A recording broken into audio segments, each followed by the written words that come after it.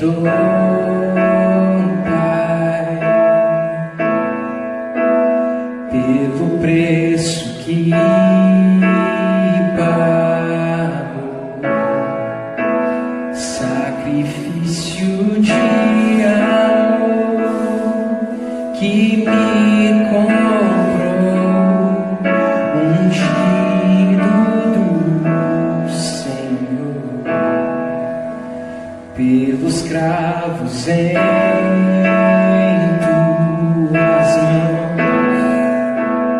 Graças eu te dou, ó meu Senhor. Lavou minha mente e coração, me deu perdão e restaurou a comunhão.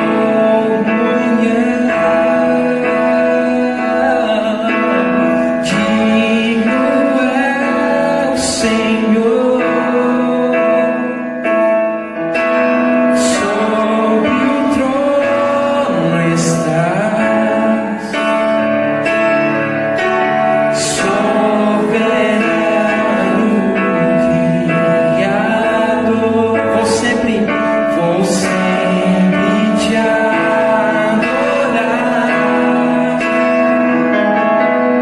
Elevo minhas mãos ao Cristo que venceu, Cordeiro de Deus morreu por mim,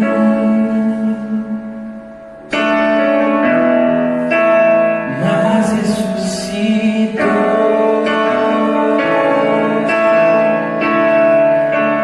Digno é Senhor, graças eu te dou,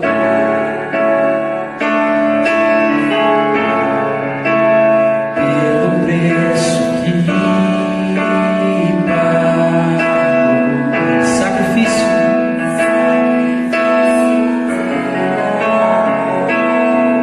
que me comprou, ungido do Senhor, pelos cravos em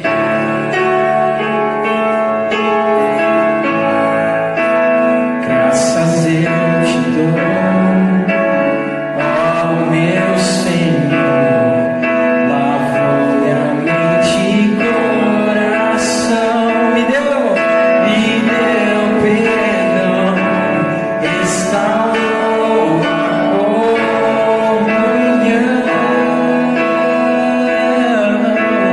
Digno é o Senhor, sobre o trono estás, soberano Criador. Sempre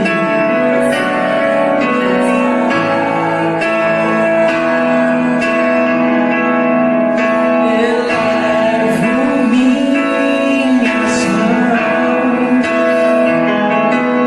ao Cristo que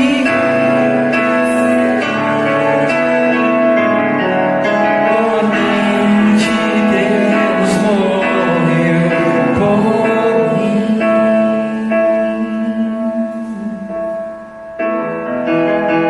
mas ressuscitou.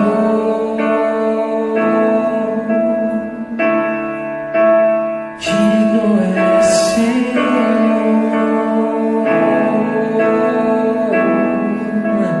mas ressuscitou.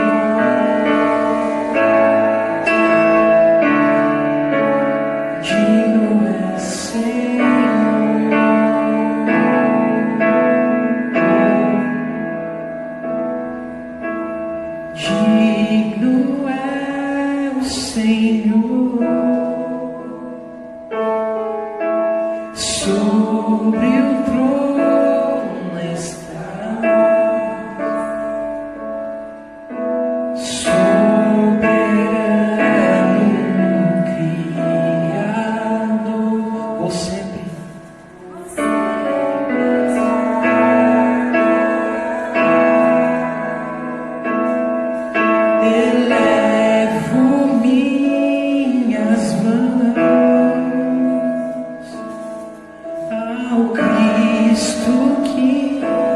vencer.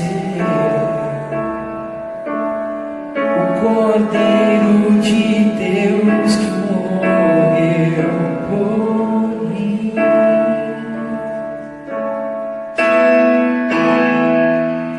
mas ressuscitou.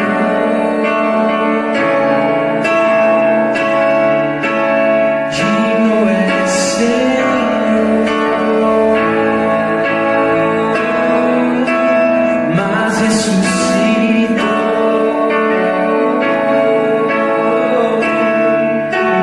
Digno é Senhor.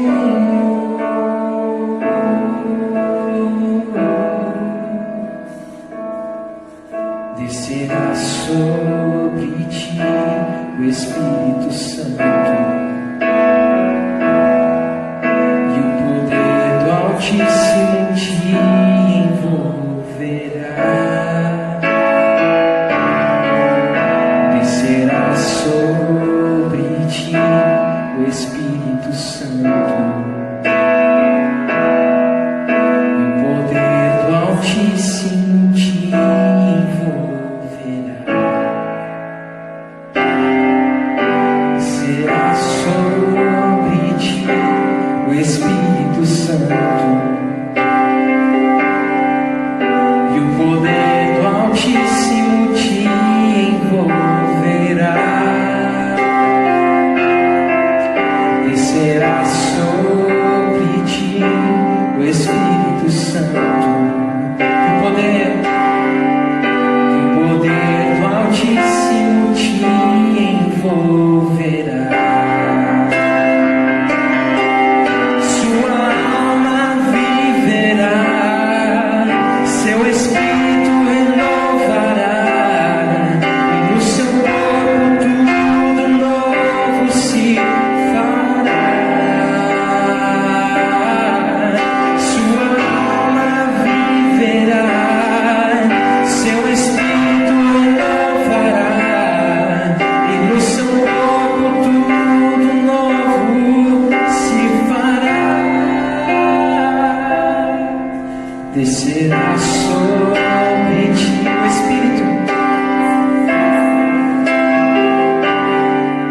e o poder do Altíssimo te envolverá. Descerá sobre ti o Espírito Santo, e o poder do Altíssimo te envolverá. Sua alma viverá,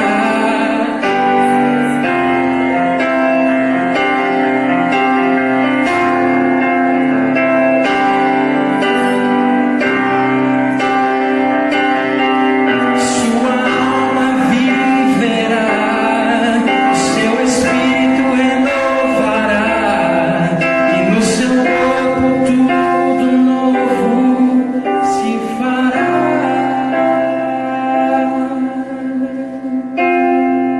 Feche seus olhos e cante isso. Vento do Espírito, peça para que o Senhor sopre.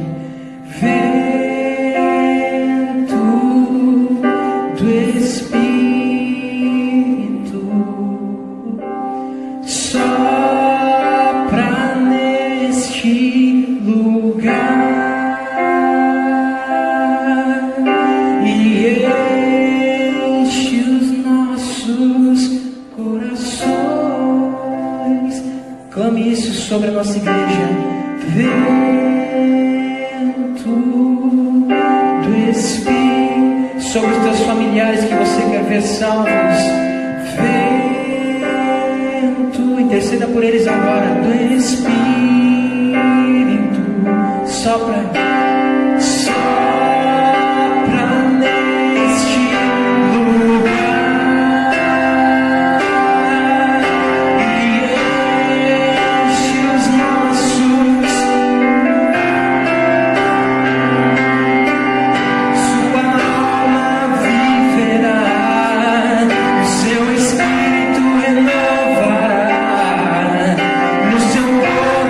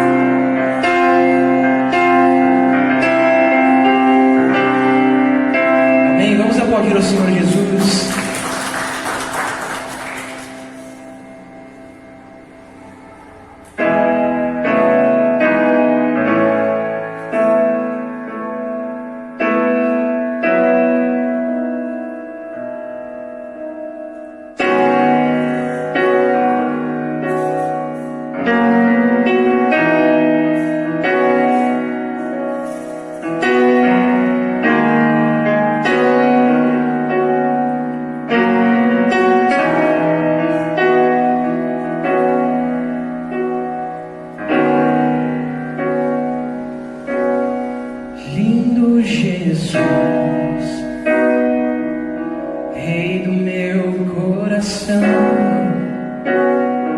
Como eu amo os teus caminhos.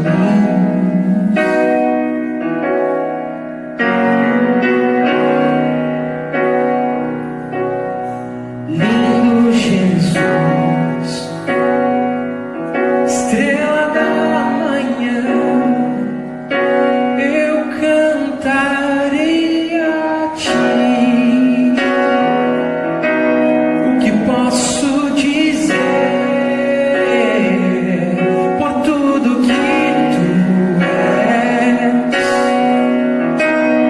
Você me libertou e me curou.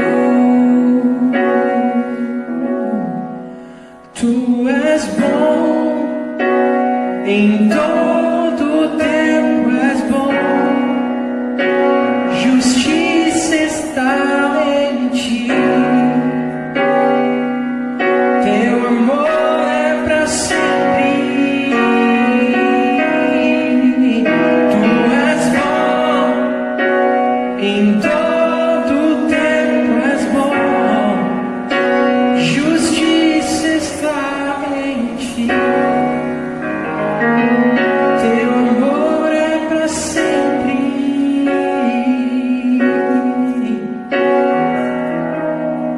Lindo Jesus, Rei do meu coração. Como eu amo os teus caminhos.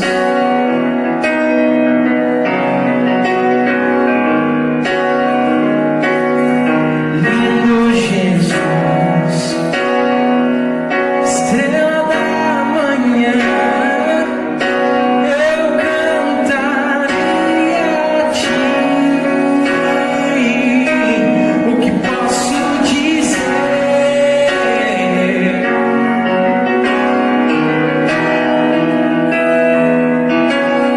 Você me libertou e me curou.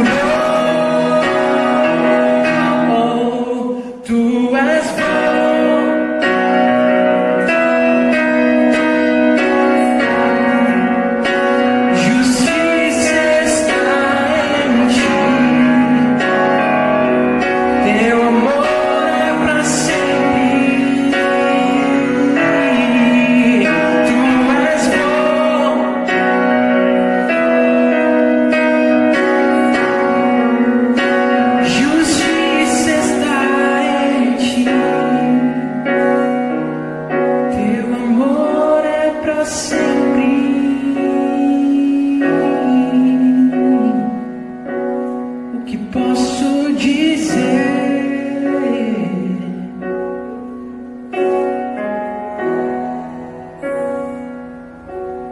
Você me libertou e me curou. Tu és bom,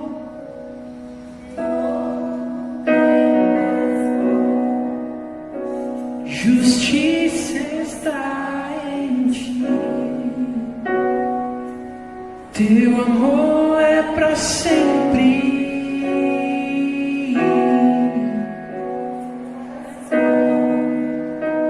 Em todo tempo és bom. Justiça está em ti. Teu amor é para sempre.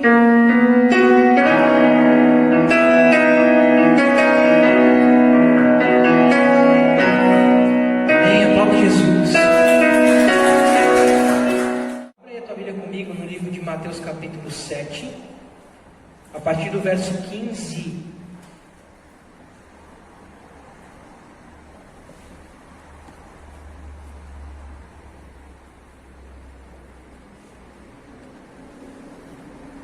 Do versículo 15 até o versículo 20 nós vamos ler hoje. Capítulo 7, do verso 15 ao verso 20. Está escrito assim: cuidado com os falsos profetas, que vêm até vós disfarçados em ovelhas, mas por dentro são lobos devoradores. Pelos seus frutos os conhecereis.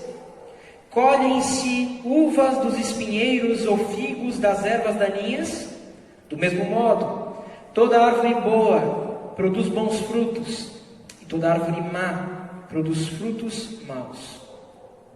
Não pode a árvore boa produzir maus frutos, nem a árvore má produzir frutos bons. Toda árvore que não dá bom fruto é cortada e lançada no fogo. Portanto, pelos seus frutos os conhecereis. Até aqui. Feche teus olhos. Pai, tua santidade nos constrange.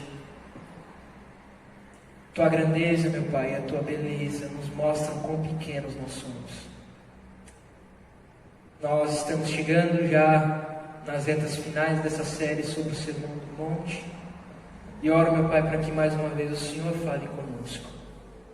Que não seja eu, que não seja o meu pouco entendimento, a minha pouca capacidade de compreender, mas o Teu Espírito a falar com o nosso povo, a começar pela minha própria vida. Pai, a Tua palavra é santa, poderosa e é a verdade. Nós tememos o Teu santo nome, nós amamos a Tua santa presença e nós a queremos. Que Teu Espírito Santo fale conosco em nome do Senhor Jesus. Amém e amém. Amém, gente? Amém. Acautelai-vos dos falsos profetas.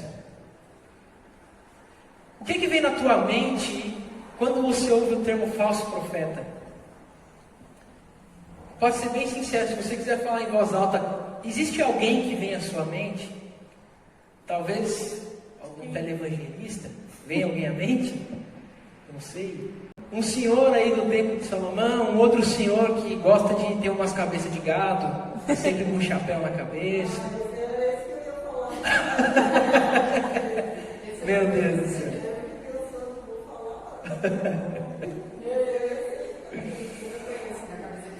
Mas olha só. Não é, tem. Mas olha só.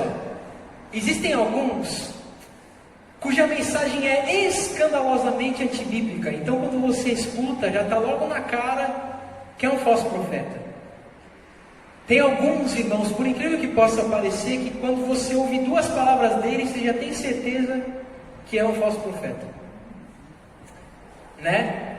Então, quando Jesus está falando sobre se acautelar, ele está falando sobre um falso profeta, uma categoria de falso profeta, que ela dá mais trabalho, muito mais trabalho para identificar do que aqueles que de fato são uma heresia escandalosa. Porque, irmãos, o que tem de mercador da fé é uma coisa absurda e você nota na cara que aquilo é um mercador da fé, né? Não precisa fazer muito esforço. Como eu digo, qualquer pessoa que tenha ouvido duas pregações de dois pastores assim, de Deus, qualquer pessoa que tenha lido 2 versículos da Escritura já identifica algumas coisas que são descabidas, né? São falsos profetas também, mas existem alguns outros que o ensino deles, e para que você possa perceber que são falsos profetas ou não, o trabalho é um pouco maior. E é sobre esses que Jesus estava falando aqui. Ele diz assim: olha, acautelai-vos, cuidem, tomem cuidado com os falsos profetas que vêm até vós, disfarçados de ovelhas, mas por dentro são lobos devoradores. Irmãos, deixa eu dizer um negócio para você. Você não percebe que um homem ou uma mulher são de Deus pelo dom que ele tem. Porque dom é algo que Deus dá e não se arrepende. Dom é uma coisa que Deus deu e ainda não cobrou a conta. Deus não se arrepende do dom que dá. A Bíblia diz que Deus não se arrepende do dom que dá. A diferença é que um dia Ele cobrará essa conta. Vai haver o dia do juízo, e eu vou estar diante de Deus, e Deus vai virar para mim e vai falar assim: o que é que você fez com o ministério que eu te dei? O que é que você fez com o dom que eu te dei? Eu te dei uma voz, eu te dei uma capacidade mental para pensar sobre a minha palavra, e te dei a possibilidade de falar às pessoas o que é que foi que você fez. Mostre-me as suas mãos, porque eu quero vê-las.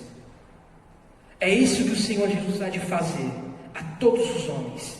Porque todos nós fazemos parte do corpo de Cristo e, portanto, nós todos temos uma responsabilidade como testemunhas de Jesus. Mas há falsos profetas que alguns autores inclusive acreditam que sejam até mesmo alguns deles inconscientes de que são falsos profetas. Ou porque cresceram enganados, ou porque estão se enganando, e de fato alguns são inconscientes, outros são conscientes, mas a grande verdade é que há falsos profetas que são mais difíceis de identificar, porque eles se travestem de ovelhas. E o que significa que o cara se traveste de ovelha? Significa que ele se porta bem. Qual que são as principais características de uma ovelhinha, irmãos? É um animal manso. É um animal que não tem muitas defesas. Né? Se olha para uma ovelhinha, ela não te inspira medo. Fofinha. Ela é fofinha, né? Ela é bonitinha, ela é cuti-cuti, né? Ela não inspira medo. Pelo contrário, ela inspira uma boa aparência e ela chama a sua atenção por alguma coisa. Irmãos, a característica da maioria dos bons líderes que nós tivemos é algum carisma, alguma capacidade de arrebanhar pessoas. Nem todo líder tem isso por natureza, mas alguns têm. Tem homens, independente se são de Deus ou se não são, tá? A questão aqui não é se eles são de Deus nesse momento, mas existem homens que você olha para eles e fala: meu Deus do céu, eu quero andar com essa pessoa. Um homem de Deus que para mim tem um carisma enorme, Hernandes Dias Lopes. Quem já ouviu esse homem pregando, olha para ele, ele dá um sorriso e você fala: que homem de Deus. Eu quero andar com esse homem. Claro que a forma como ele prega, o compromisso que ele tem com a Escritura e a forma como o Espírito Santo usa também complementam para que você olhe para ele e saiba que ele é um homem de Deus, mas ele é carismático por natureza. Ele às vezes faz umas lives lá na rede social, ele dá um sorriso, você já fica encantado. Que homem. Isso é carisma. Tem gente que é assim. Tem gente que chega dentro de um ambiente e ela arrebanha você. Um sorriso, um jeito simpático de tratar e pronto, você está ganho. Pessoas que geralmente não são tão tímidas, pessoas que chegam fácil no ambiente, né? Isso é como um dom também. Mas um falso profeta também pode ter essa característica. Então, um falso profeta pode ser o tipo de gente que chega dentro de um lugar e facilmente chama as pessoas para perto, quase como uma feitiçaria, de que as pessoas olhem para ele e falem: meu Deus do céu, que pessoa, que líder, que pregador, que jeito de pregar, que jeito de tratar, de liderar. E às vezes, com todo esse dom e toda essa capacidade, é um falso profeta que usa tudo isso para carregar um monte de gente para a perdição. O falso profeta que Jesus está colocando aqui, ele está ligado com o texto que nós vimos semana passada também. Porque semana passada nós falamos, quem aqui se lembra, da porta estreita e do caminho estreito. O falso profeta é alguém que sabe reproduzir uma porta quase que perfeitamente. E escrever lá Jesus, escrever lá amor de Deus, escrever lá glória a Deus, escrever qualquer outra coisa que te faça pensar que aquilo é de Deus e tentar te conduzir por aquele lugar. Mas aquele lugar não é a porta estreita, e aquele ensino que ele diz e vive levará à perdição. Na frente de uma multidão que esteja tentando viver um evangelho de portas largas, sempre vai haver um líder falso profeta. E ele não precisa parecer o Edir Macedo, ele não precisa estar com a estola sacerdotal, um kippah na cabeça, judaizando as coisas. Ele poderia ser um batista como eu e ser um falso profeta. Ele poderia ser um presbiteriano como Hernandes Dias Lopes e ser um falso profeta. Ele poderia ser um batista reformado e ser um falso profeta. Poderia ser um metodista como John Wesley, mas não ter nada a ver com a pregação do John Wesley e ser um falso profeta. Mas ele seria legal, seria influente, teria uma oratória, Digo mais, poderia fazer uso de dons espirituais indiscriminadamente. Irmãos, vou contar algo muito forte aqui, mas é para que os irmãos entendam como funciona a questão do dom e como o dom não mostra que alguém é de Deus ou não. Certa feita eu chorei copiosamente, porque um pastor visitou a nossa igreja em São Paulo, tinha 11 anos de idade, e ele colocou a mão sobre a minha cabeça e orou. E naquele dia o Espírito Santo me visitou e eu chorei copiosamente. Meses mais tarde nós descobrimos que aquele pastor era um pedófilo que tinha abusado de um garoto na Bahia. Usou de dons e Deus permitiu usar de dons. E Deus tocou as pessoas não por causa dele, sim por causa da fé das pessoas. E sim porque ele queria tocar pessoas. Mas ele não era um homem de Deus. Era um falso profeta. Eu não falo isso, eu comecei a mensagem até um pouco mais descontraído, porque na realidade falar sobre falso profeta é falar sobre um assunto extremamente pesado na igreja. Porque pode ser uma coisa que ninguém perceba e que esteja acontecendo. E que está acontecendo em muitos lugares. Então, quais são as características de um falso profeta? Irmãos, dentre as muitas características, eu queria ressaltar uma principal, que se encontra em Jeremias 8, no versículo 11. Queira abrir comigo, por favor.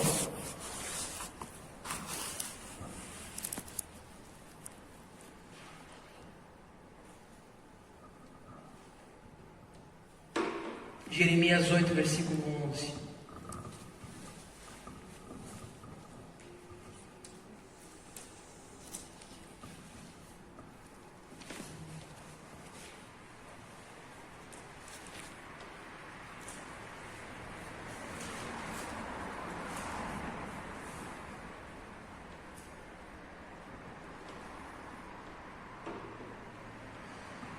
Olha o que o profeta escreveu aqui. Curam superficialmente a ferida da filha do meu povo, dizendo paz, paz, quando não há paz. Até aqui. Deixa eu dizer para vocês o que é que significa isso no texto de Jeremias. Jeremias está condenando a postura dos líderes, dos sacerdotes daquele tempo do seu povo. E trazendo sobre eles uma sentença que o próprio Deus os daria por causa da negligência e por causa da mentira do seu ministério. E esse versículo ressalta uma das principais características de um falso profeta. Dizem paz, paz, onde não há paz, curando superficialmente uma ferida. Irmãos, o falso profeta pode ser alguém que vive uma vida totalmente decente, direita. Mas ele possivelmente vai ser alguém que não necessariamente mente sobre a mensagem, mas ele omite coisas sobre a mensagem. Onde eu quero chegar com isso? Irmãos, Deus é amor, não é? Deus é amor. A palavra diz que Deus é amor. Então nós temos que pregar dizendo que Deus é amor. Mas Deus é justiça também, não é? Então, é minha responsabilidade pregar que Deus é justiça.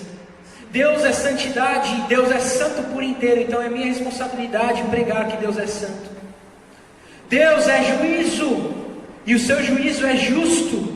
E é minha responsabilidade falar sobre o juízo do Senhor. O Evangelho que propõe o céu diz que para todo aquele que não crer em Jesus, a condenação já é real, e o resultado é o inferno. Então o que eu quero dizer? Um falso profeta possivelmente pode ser alguém que omite partes da mensagem porque isso lhe convém. Jesus está dizendo no texto em Mateus que nós devemos nos acautelar dos falsos profetas porque eles se aproximam como ovelhas. O que é que isso quer dizer? Eles vão aparecer bonitinhos. Eles vão aparecer muitas vezes carismáticos. Eles vão saber a nossa linguagem evangelical. Eles vão dizer a paz do Senhor. Eles vão dizer a paz seja convosco. Eles vão dizer graça e paz.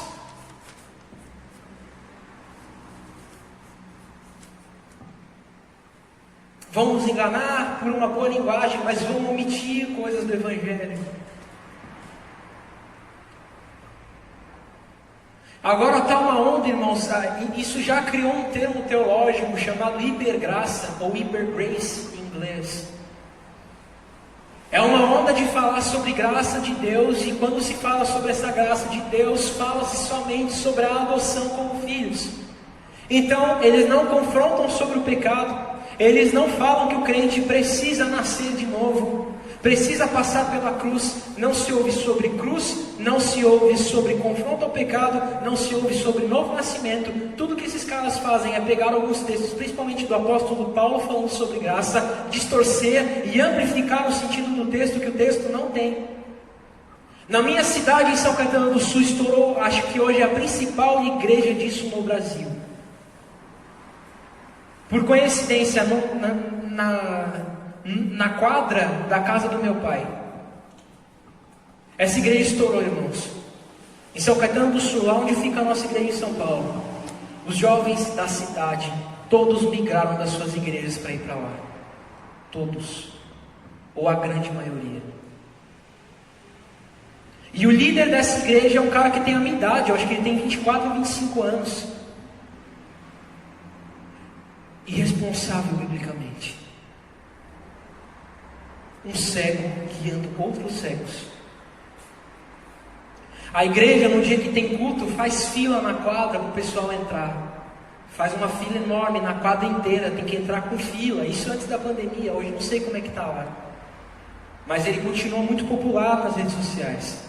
E todas as vezes ele fala uma groselha maior do que a outra, porque amplifica aquilo que não é amplificado no Evangelho e omite todo o resto da mensagem. Mas, um bom rapaz, de boa aparência, muito boa aparência, esteticamente impecável, um show impecável, uma estrutura impecável, tudo muito bem pensado. É bonito, é legal. É um rapaz boa praça e é um falso profeta. Uma quantidade enorme de jovens indo naquela igreja e ela se expandindo com uma força absurda por migração de pessoas de outras igrejas. Não é por batismo, pouquíssimo é por batismo, e aqueles que são por batismo são batizados sem a compreensão do Evangelho. Mas ele é legal, arrebanha as pessoas. Arrebanha as pessoas, mas são falsos profetas. São gente que não se acautelou pela escritura e está seguindo um cego que está indo para a ruína junto com ele, porque ele faz aquela ruína parecer o céu. Porque ele faz aquela ruína parecer o céu. Não é uma coisa escandalosa, é uma distorção bíblica, é um entendimento distorcido. Estão entendendo? E o que eu faço aqui não é ficar caçando herege.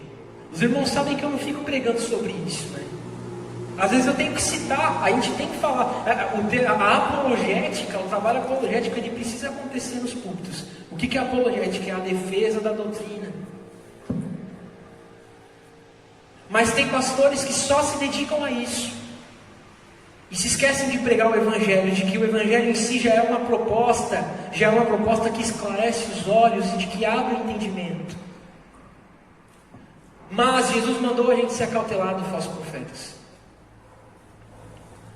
Porque eles geralmente são legais, porque eles geralmente são boa praça, porque eles geralmente se apresentam bem.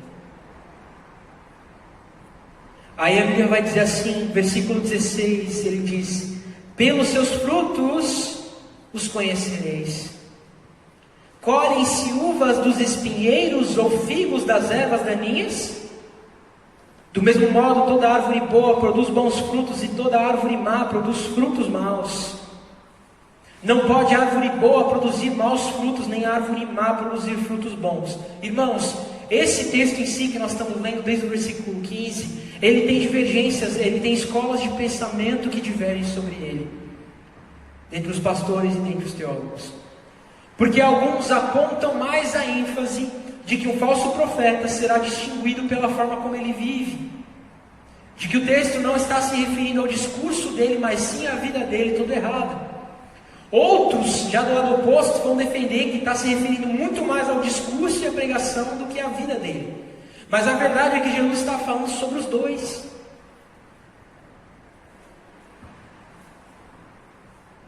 Pelos frutos os conhecereis. E Jesus faz questão de ser assim em geral. Ele não especifica, porque é para que a gente entenda como é que eu percebo a questão do fruto. Não é só por eu ir numa laranjeira e não poder colher limão dela, eu só vou poder colher laranja dela. É porque dependendo de como a árvore foi trabalhada, a laranja será de melhor qualidade ou menor qualidade. Dependendo de como a fruta, de como a planta foi bem podada, foi bem trabalhada, ou ela entregará um fruto melhor, ou ela entregará um fruto menor. Então existem falsos profetas que não têm caráter e que o Evangelho jamais transformaria, e que usam o Evangelho para ganhar dinheiro, ou para ganhar status, para ganhar pessoas. Mas existem alguns outros que o Evangelho simplesmente ainda não transformou, e estão com o entendimento obscurecido. Então a vida deles também será torta. Porque falam sobre amor, mas não conseguem contemplar a santidade do Senhor. Porque querem falar sobre uma super graça, sobre uma graça maravilhosa, mas é uma graça que mais parece um voucher para ele sair pecando por um preço que foi pago, do que uma proposta de nova vida por um preço que foi pago. Os irmãos entendem? Então pelos frutos os conhecereis, porque todo aquele que anuncia o Evangelho é uma junção perfeita daquilo que ele diz com aquilo que ele faz e é.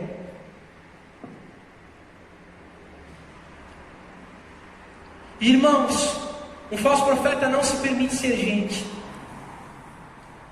Ele vive pela imagem dele, então ele vende uma imagem perfeita o tempo todo.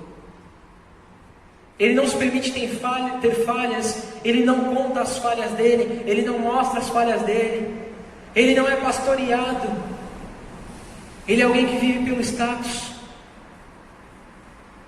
E a grande verdade é que todos nós podemos ser tentados por isso em algum momento, porque se cria em algum momento no inconsciente do cara que existe algum status naquilo que ele está fazendo. Mas a verdade é que todo aquele que foi convertido por Jesus e passou a amar a igreja do Senhor percebe, enfim ele entende que não existe status em estar servindo aqui. Às vezes existem mais lágrimas e desafios do que status. Às vezes existe mais um trabalho árduo, e às vezes nem sempre visto, porque ele é no secreto, porque ele é em oração também, do que status. Mas só alguém que foi transformado pelo Evangelho consegue conduzir o ministério assim. E alguns não foram, então eles não conduzem o ministério assim. Os irmãos estão entendendo? Alguns querem ser aceitos, então a mensagem deles é sempre doce. A mensagem deles é sempre motivacional.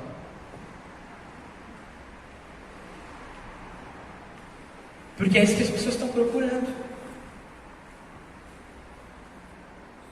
Sabe por que a igreja desse rapaz que eu falei para vocês enche em São Caetano do Sul? Porque a maioria dos jovens hoje cristãos não vivem uma vida santa. Eles transam antes do casamento, os solteiros ficam com centenas de pessoas. As meninas se iludem com os rapazes são viciados em pornografia, são viciados em sexo. E aí o que acontece? Esses jovens não aguentam confronto. Muitos deles nem pelos pais foram confrontados. E aí quando a igreja os confrontou, eles também não suportaram. Aí eles procuram um lugar que os amacia o coração. Aí quando eles chegam diante desse pregador, esse pregador fala para eles: mas o Senhor te recebe como você está. E o cabra é cristão desde que nasceu e ele não consegue com toda a mensagem que ele recebeu criar nenhum senso de consciência, nenhuma consciência, nenhum temor. E aí o cara que está pregando para ele, não, mas Deus te recebe como você está, e vem aqui, e vem aqui, e vem aqui. Aí usa a palavra da mulher que foi pega em adultério, porque Jesus não tacou pedra na mulher, mas se esquecem de que o final da mensagem é Jesus dizendo para a mulher, não, vai e não peques mais. E se esquecem de que aqueles que já eram religiosos e judeus, aqueles que já tinham a fé, Jesus combateu e bateu de forma ferrenha, que se eu fizesse no púlpito hoje, eu seria processado, eu seria preso. Jesus chamou fariseus de raça de víboras, de hipócritas, de mentirosos.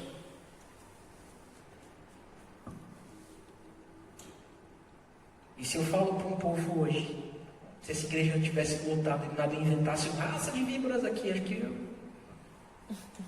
no domingo seguinte pouquíssimas pessoas, iam estar pouquíssimas pessoas.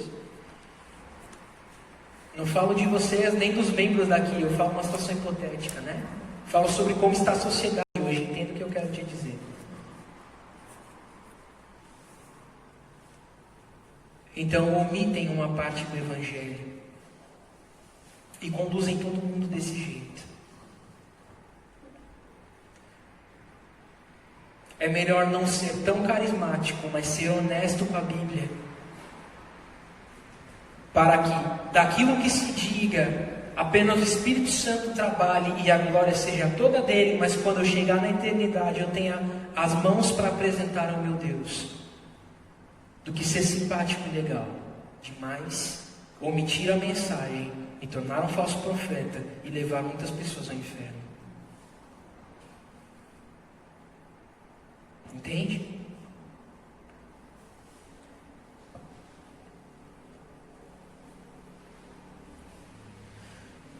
Pelos frutos os conhecereis, né? Aí ele começa a dar os exemplos ali. Irmãos, o que são esses frutos? Então, é aquilo que o profeta diz? Ou é aquilo que o profeta vive? São os dois. É o resultado do sincronismo daquilo que ele aprendeu e professa. Estão entendendo? Porque não é só um aprendizado intelectual. Não é qualquer um que pode pregar o Evangelho, porque ele não é algo intelectual, ele é o poder de Deus. Ele é o poder de Deus para a salvação de todo aquele que crê. Ele só faz sentido para quem o recebeu, está sendo transformado por ele. Então, no que consiste um profeta verdadeiro? Consiste em um Superman? Em alguém que não tenha falhas? Não. Ele é gente. Ele chora, ele sente dores, ele sofre. Às vezes ele se pergunta, dependendo de como estiver o estágio do ministério dele, sobre o que é que ele deveria estar fazendo, quem sabe, para ter um ministério mais alegre. Eu me lembro de David Wilkerson pregando. Irmãos, não é uma questão, não é porque o cara é de Deus que ele vai ser carrancudo, nem é porque o cara é falso profeta que ele vai ser sempre sorridente. Não é isso que eu quero dizer. Mas existem alguns homens que Deus deu a eles uma capacidade de carregar algo em especial de sua parte. Eu me lembro de David Wilkerson pregando. E ele foi um homem extraordinário. Alguém aqui já ouviu falar sobre o Desafio Jovem, o programa de recuperação de pessoas viciadas? Desafio Jovem, alguém já ouviu falar? Ele foi o fundador disso, mediante uma visão que Deus o deu de que ele precisava recuperar jovens nos Estados Unidos. David Wilkerson foi o responsável pela recuperação, pela conversão e transformação das gangues mais perigosas da Times Square nos anos 60. Um homem de Deus. E eu me lembro de ver um vídeo dele pregando e ele falando sobre falsos profetas, angustiado, e falando sobre coisas que vinham acontecendo na igreja, sei lá, uns 20 anos atrás, falando sobre manifestações estranhas, gente andando que nem cachorro no meio da igreja dizendo que era o Espírito Santo. E num dado momento ele diz assim: eu peço ao Senhor que me dê uma mensagem alegre. Mas ele sempre me diz que eu preciso pregar uma verdade a uma igreja que está doente. Ele fala algo desse tipo. Ele não me dá uma mensagem alegre, dizia David Wilkerson. E ele não aguenta, põe o microfone na tribuna e começa a chorar copiosamente. E você fala: será que este homem era um louco? Não. Ele era um homem santo que enxergava os problemas da igreja. Seu contemporâneo, Leonard Ravenhill, um homem que quando você via que ele ia começar a pregar, o seu semblante já estava sério. Emprestei um livro dele para conhecer esses dias atrás, Leonard Ravenhill. Parece sempre uma pedrada, não parece, Plessis? Parece uma pedrada, mas é libertador. Cada verdade que ele traz ali, você olha para a Bíblia e sabe, aquilo está na Bíblia. Porque eu não estou vivendo, porque a minha vida ainda está longe da vontade de Deus. Não era um pregador contente. Não era um pregador que enchia as multidões. Eu tenho mandado para vocês nos grupos, todos os dias o devocional do Spurgeon, né? Os grupos de semana ali, todos os dias eu mando para vocês os devocionais do Spurgeon. Quando você ouve aquele devocional, parece até que ele tem um quê motivacional, né? Spurgeon sempre puxando para cima, sempre puxando o crente para cima, mas ainda assim extremamente bíblico, trazendo do Evangelho, aquilo do Evangelho que consola, mas ainda assim propondo o Evangelho, incentivando e levantando o crente a ir para a cruz, incentivando e levantando o crente a morrer para si mesmo e viver para a glória de Deus. Porque ele falava do Evangelho como quem fala do Evangelho. O Evangelho é poder. E ele expõe a mim que sou pecador. Ele expõe a mim, pecador, que eu sou pecador e que eu sou carente da misericórdia de Deus. E todo aquele que omite o que o Evangelho expõe é falso profeta. Portanto, eu não quero que vocês fiquem pensando sobre o tipo e perfil de pregador que vai ser, porque cada um de nós é de um jeito, irmãos. Os irmãos já viram o pastor Marcelo pregar, eu e ele somos bastante diferentes na forma de pregar. Ele tem aquele vozeirão de trovão. Eu nem que quisesse teria aquela potência vocal. Ele falando, eu gritando, eu não tenho a potência vocal que ele tem. O homem é bravo. Deus deu isso a ele. Mas a questão é que pelos frutos os conhecereis. Independente de como nós formos, se o homem é mais carismático, se ele é menos carismático, se ele é mais bem-humorado, ou se ele é um pouco mais centrado, chega e fala. Vocês precisam prestarem atenção no conteúdo, comparar com a Escritura e também com a vida daquele indivíduo, para saber se as duas coisas batem.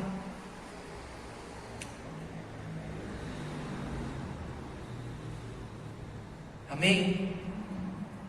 Jesus está dizendo isso para um povo que ele já havia ensinado que deveriam ser temperantes, que ele já havia ensinado sobre o que eram as bem-aventuranças, ou seja, sobre o que era o caráter do crente, que ele já havia ensinado que eles precisavam tomar cuidado com o julgamento, mas ao mesmo tempo eles precisariam julgar, não com pessoalidades e nem com preconceitos, mas julgar segundo a Escritura, para discernir, né? Para fazer um discernimento, porque ele fala sobre os cães e os porcos.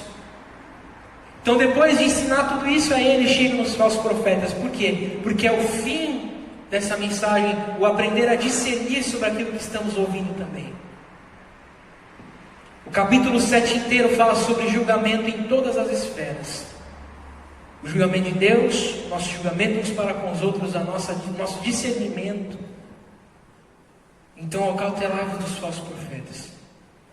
Acautelai-vos das falsas mensagens.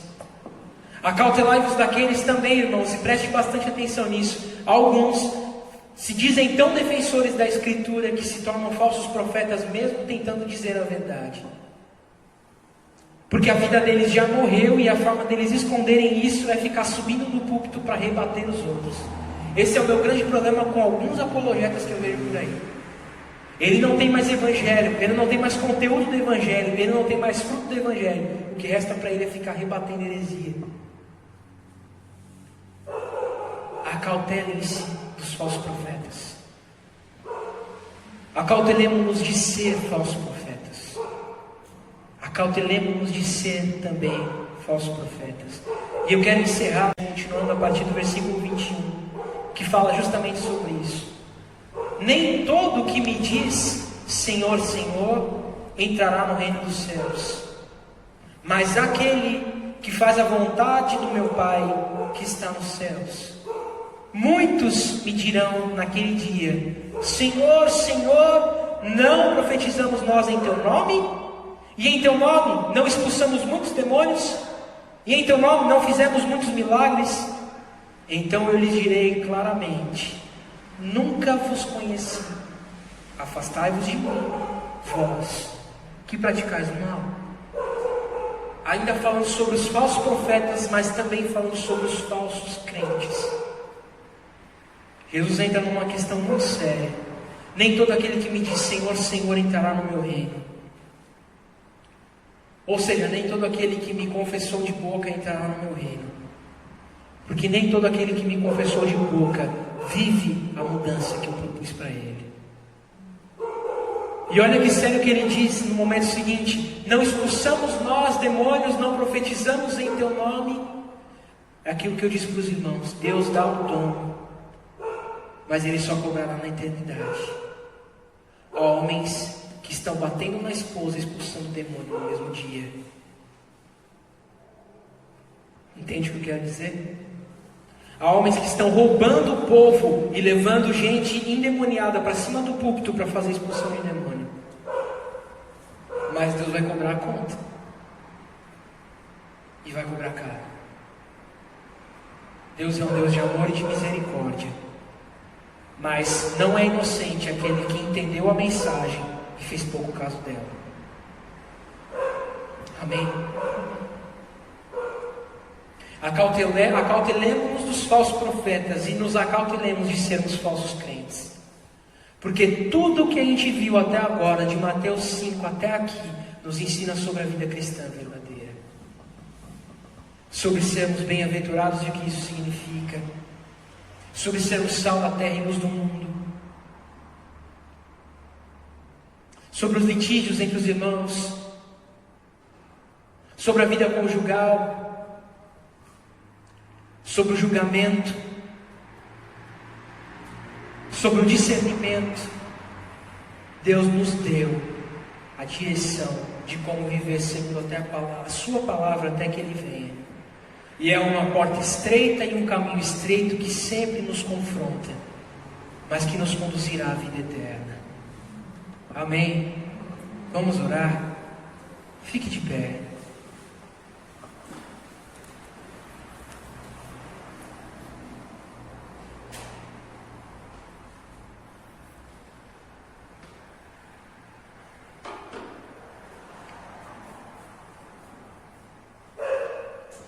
Vamos clamar ao Senhor. Pai, obrigado pela Tua palavra.